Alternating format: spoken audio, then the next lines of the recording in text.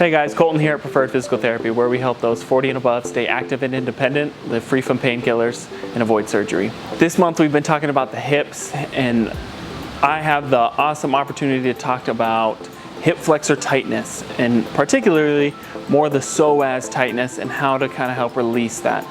So hip flexors are in the front of our hip, and they help flex the hip or bring the knee up above towards our chest or above the hip level.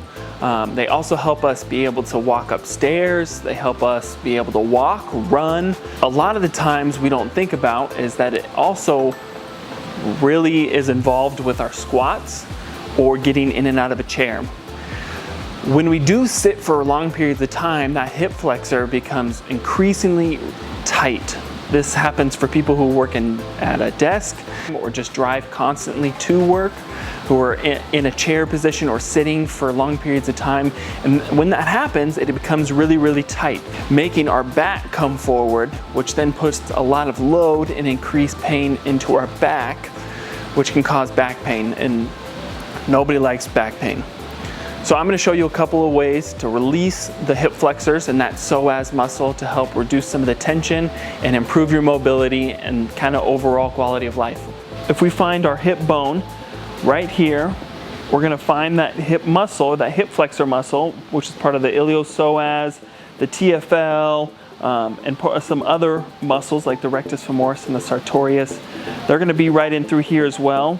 But to kind of find that psoas, we're going to find that hip bone, come right down about an inch, and we're going to use a lacrosse ball or a tennis ball, whichever you have kind of at home, and we're going to place that ball right on top. Now, I have a 15-pound weight, but you can use a gallon of water at home, anything with some substantial 5 to 10 to 15 pounds weights, so it's not too heavy, but enough for you to kind of hold. You're going to place that right on top. And I like the handhelds here, the kettlebell, but again, a gallon of water will work just fine. And kind of working up and down and side to side, finding some of that soreness and tightness of that muscle, and kind of helping release the muscle itself. You're doing this 1 to 2 minutes. You can do it on both sides. Kind of help relieve some of that tension and decrease some of the pain. We want to be in this like half kneeling position. We want to try to stay nice and tall with it. So as we are in this half kneeling position, we've put in the muscle on a stretch. Okay, but to increase that stretch, we want to come into a posterior pelvic tilt. So bringing that pelvis backwards. And in doing so, that allows that muscle to stretch even more. If you still don't feel it there, we can also bring the arm up above the head on that same side. In doing so, we'll still increase the length of that muscle to really stretch the hip flexor. A lot of times what I see is sometimes bringing the hips forward, which I don't really like because that can cause some lumbar compression, and that's not the best thing for the hip flexor.